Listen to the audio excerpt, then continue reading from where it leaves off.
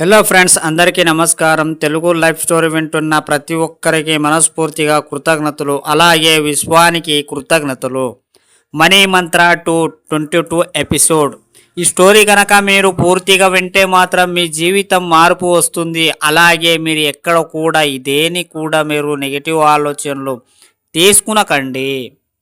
వ్యాసుని కొడుకు శిశుడు భగవత్ ప్రవచనాన్ని కేవలం పరీక్షితులకి చెప్పడానికి వారం రోజులు కేటాయించిండా.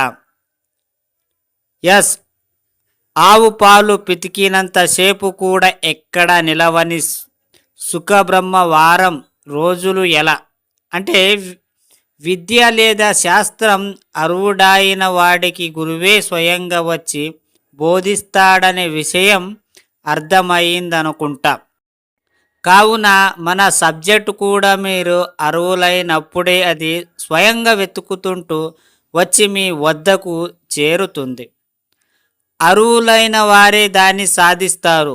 మీరు క్లాస్ అటెండ్ చేశారంటే మీరు ఈ సబ్జెక్ట్కి అర్హులన్న మాటే. కాబట్టి మీరు ఏదైనా సాధించగలరు.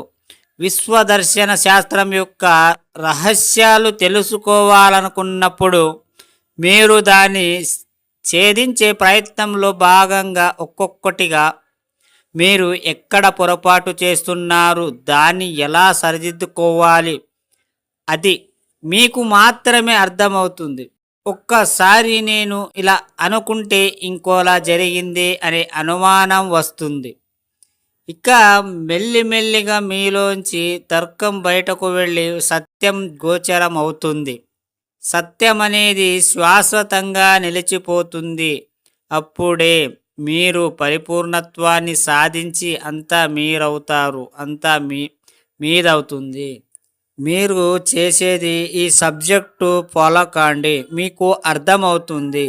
ఎక్కడ కూడా ఒక వీడియో చూడగానే మీకు ఏది అర్థం కాదు. అలాగే చేసిన వీడియోలు ఎన్నో ఉన్నాయి. 400 పైననే వీడియోలు చేసాం.